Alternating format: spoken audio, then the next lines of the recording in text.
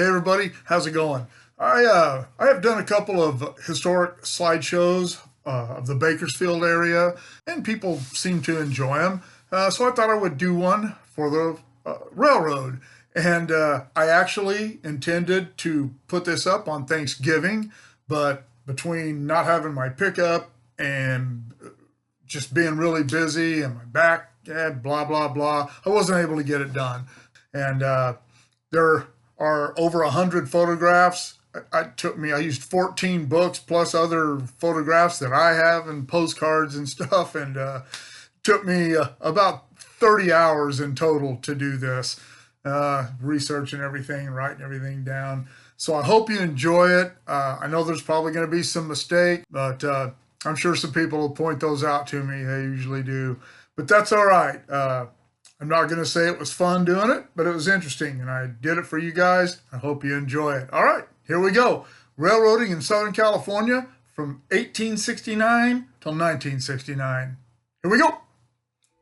All right, we'll start with an 1869 photo of a Los Angeles and San Pedro train at its terminal at Alameda and Commercial Streets in Los Angeles. Here we see a crew laying a turnout in Pasadena for the Los Angeles and San Gabriel Valley Rapid Transit Railroad in 1875. This is a work train at the west portal of Tunnel 10 above the Tehachapi Loop during construction on the Tehachapi Pass in 1876. Here's another 1876 shot from the Tehachapi Pass of Chinese workers on a handcar posing with the foreman.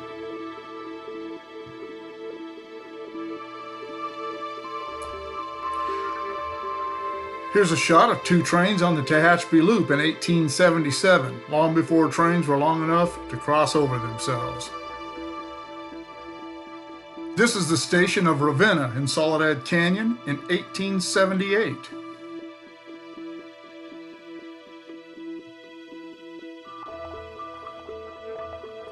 Here we have crews posing with their locomotives at the first Colton Roundhouse in 1879.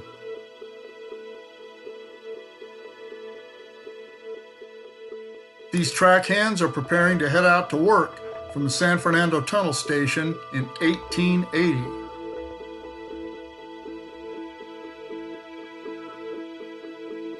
The first train to reach San Bernardino was this California Southern inspection train in September 1883.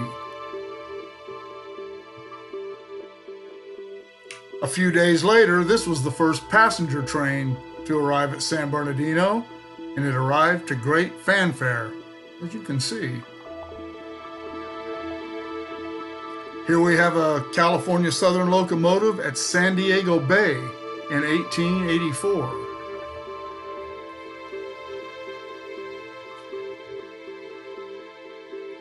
Here is the Southern Pacific Bakersfield Roundhouse in 1885, the year Bakersfield became a division point.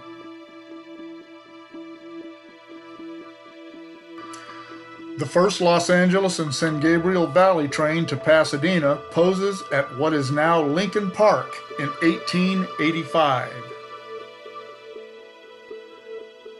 This is looking east through the Atlantic and Pacific Railroad yard at Barstow in January 1886. Santa Fe officially took over the A&P later that year. This view is west through Tehachapi in 1886 and is the only known photograph of the original Tehachapi Depot, which burned in 1904. These are the California Southern Railroad's National City shops near San Diego. In 1887, Santa Fe acquired this road as a subsidiary the same year. This Santa Fe roster photo shows the number 646 locomotive at National City in 1888. This double-headed SP is headed up the Tehachapi Pass at Keene in 1889 prior to the name change to Woodford in 1910. This photo shows a Santa Fe train on the waterfront at Redondo Beach with the Redondo Hotel behind it in 1890.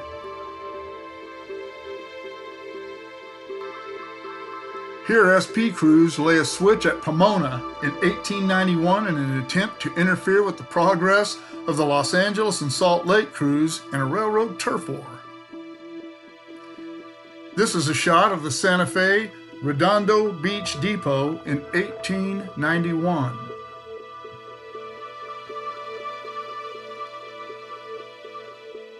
This is looking south through Lancaster in 1892.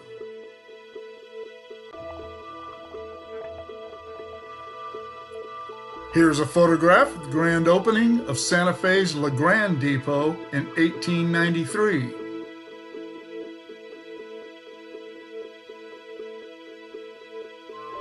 Here are the Santa Fe offices, depot, and passenger tracks at San Bernardino in 1894.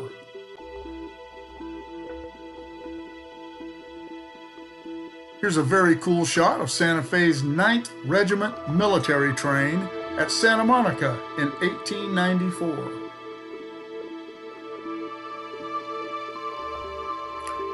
The SP Palmdale Depot wasn't much more than a backstop for tumbleweeds when this shot was taken in 1895. Santa Fe's Surfline train is seen here at San Clemente in 1895.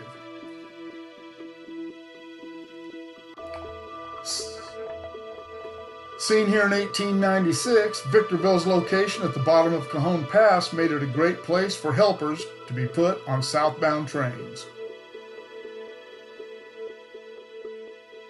Shown at Raymond near Pasadena in 1897, this was the first train to operate on the new Pasadena Railroad. Here's an SP local stopped at Saticoy on the Santa Paula branch in 1898. Here's a rare shot of a Brookings Logging Railroad train at their interchange facility at Molino near Highland in 1900.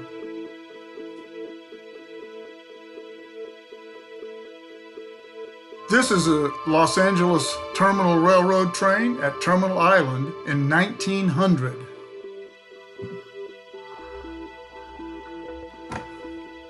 This 1902 photo is the only one known of either of the trestles over Caliente Creek near Illman. They were both abandoned after a 1932 line change. This is an SP local working a sugar beet plant at Betaravia, south of Guadalupe, in 1903.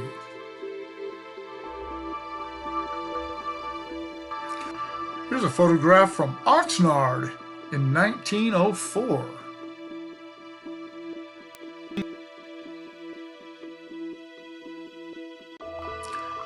Here's a shot looking northwest over the new Tehachapi Depot in 1904 after the old one had burned down earlier that year. Here we have an engineer checking his locomotive on a double-headed Santa Fe at Kern Junction in 1905. Here's a shot of workers flagging an SP passenger train through the floodwaters of the Colorado River that created the Salton Sea in 1905. Here's Southern Pacific's Shoreline Limited departing San Luis Obispo in 1906.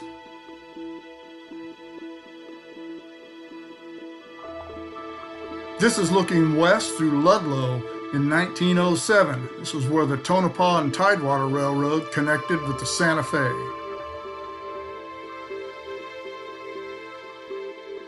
This is a 1908 photo of Razor, about 15 miles south of Baker on the Tonopah and Tidewater. It was a very important water stop. Here is the second Santa Fe Redondo Beach Depot in 1909.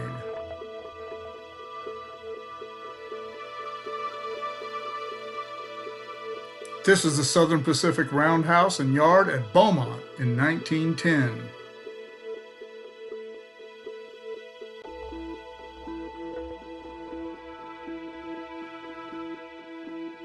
Here, Santa Fe train waits for passengers arriving from the Orient on the San Pedro Wharf in 1911. And here is an early Southern Pacific oil train shot from the top of a helper about 1912.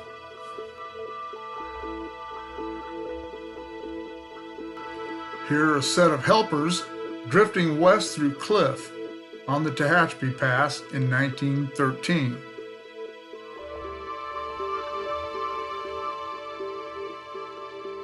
Here's another only known photograph. This is the Fellows Depot near the end of the Sunset Branch in 1914. This is a 1916 photo of the Bena Depot about 15 miles east of Bakersfield. This building was moved to Pioneer Village in Bakersfield. Here's a commuter train taking on passengers on Ocean Boulevard in Long Beach in 1917.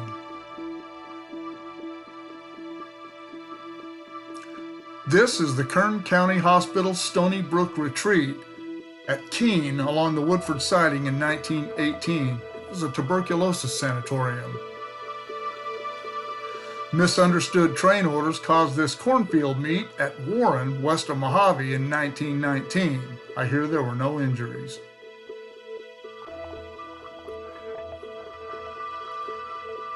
Here is a McKean car at the Southern Pacific McKittrick Depot in 1920.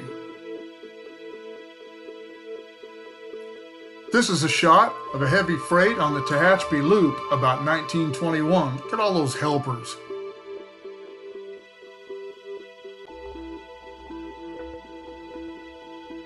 Here's a shot from the helper on the westbound Southern Pacific Sunset Limited between Fingal and Palm Springs in 1922.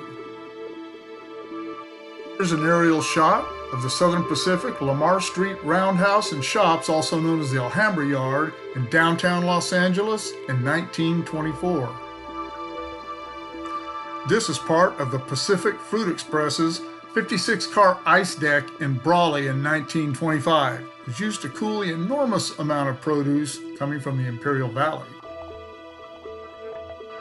Here, a westbound Southern Pacific pulls into the #1 yard track at Mojave to add helpers for the climb to Tehachapi in 1925. The brand new Santa Fe Wilmington Depot in 1926. This is just south of Los Angeles.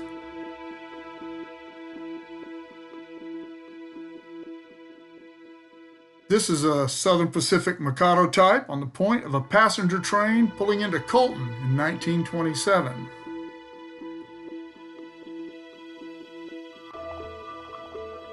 Here we see a fireman tending to his Santa Fe locomotive at Pasadena in 1929.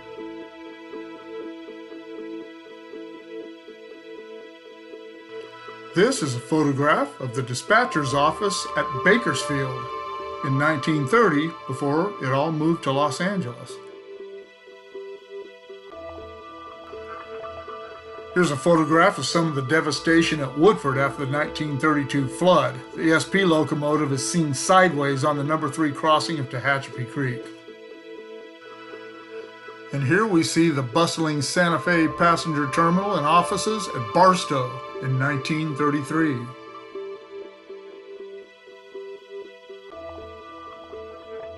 Here's the new Santa Fe East Los Angeles Depot in 1935 that allowed many Angelenos to avoid the downtown crowds. Here's the Southern Pacific eastbound San Joaquin Daylight emerging from Tunnel 19 and crossing Bridge number 20 below Soledad Canyon in 1936. This is the Santa Fe Super Chief crossing the Los Angeles River in 1937 with the SP's Midway Yard in the background. Here's the Southern Pacific 2914-480 switching at Taft in 1937. This was the last SP steam to work out of Bakersfield and is now on display at Pioneer Village. Here's a cool shot of a Santa Fe crossing the Pacific Electric tracks at Arcadia Tower in 1938. This is the Southern Pacific Colton Roundhouse after the devastating 1938 flood.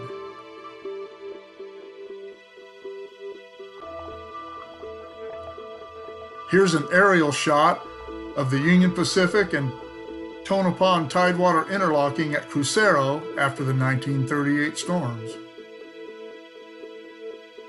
This is the Southern Pacific West Coast leaning into a curve approaching the San Fernando Tunnel in 1939.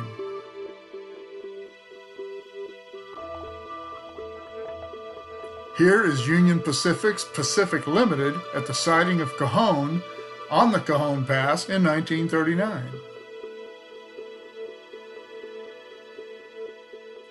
Here's a Santa Fe locomotive all dressed up for the grand opening of the Los Angeles Union Passenger Terminal in 1939.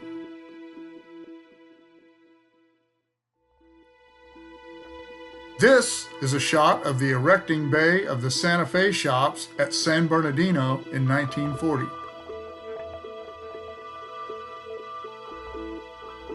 Here is the Southern Pacific Coast Daylight speeding through Chatsworth in 1940.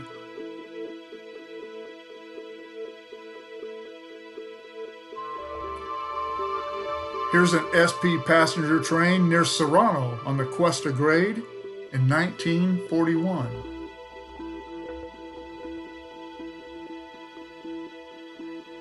Here we see the Santa Fe's San Diegan preparing to board at San Diego in 1942.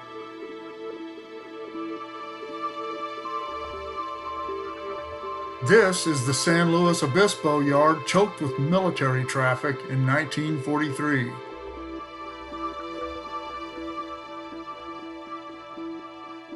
This is a great shot of one of SP's massive 4882 cab forwards on the Bakersfield turntable in 1944.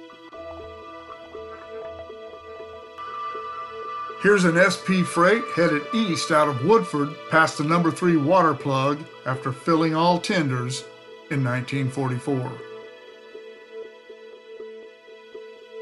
Here's a very cool shot, no pun intended, of a meet at Waylong on the Tehachapi Loop during a snowstorm in 1945.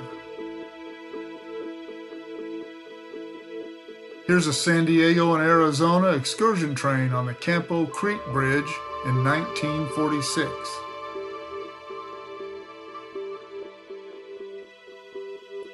Here's a UP Challenger pulling a heavy freight up Cajon Pass at the sighting of Cajon in 1947.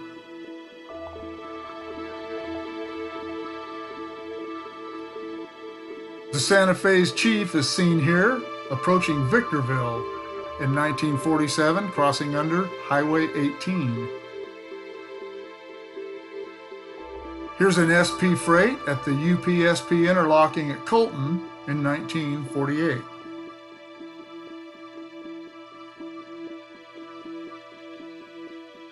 Here's a Santa Fe local at L'Airport, which is kind of a squished conjunction of LA Airport in 1949.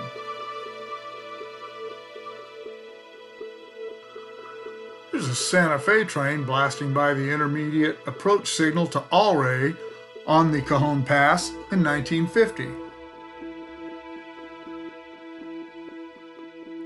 And here's a Santa Fe local working the Sunset Branch near Connor in 1951.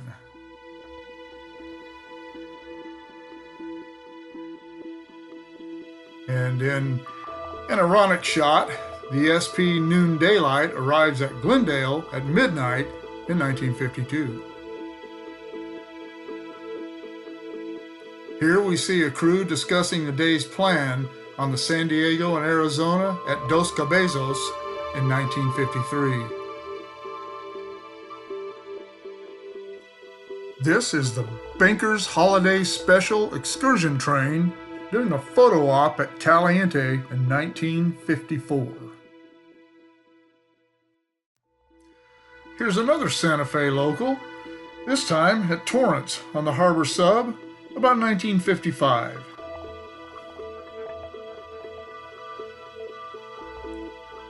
Here's an awesome shot of a westbound SP pulling out of Bakersfield on January 1st, 1956. Here's a Santa Fe local working at the El Segundo Depot in 1957.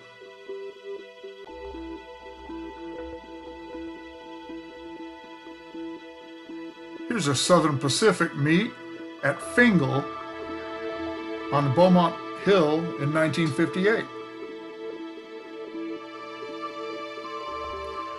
This is the Southern Pacific Sunset Limited rolling to a stop at Indio in 1959.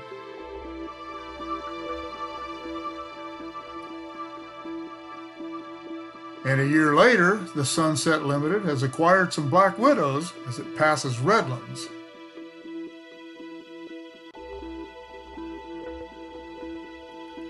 Here's an interesting shot of a consist of recently converted high-nose to low-nose SP locomotives at Humphreys near Saugus in 1961. Here's a consist of Alco PAs pulling a heavy passenger train through San Mateo Canyon in 1962. Here's a caboose sandwiched between two yard switchers at Santa Fe's Bakersfield Yard in 1963.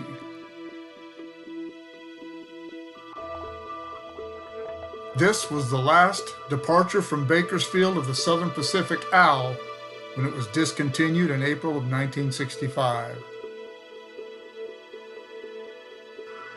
Here is a Southern Pacific freight with an SD9 on the point at Bealville in 1966.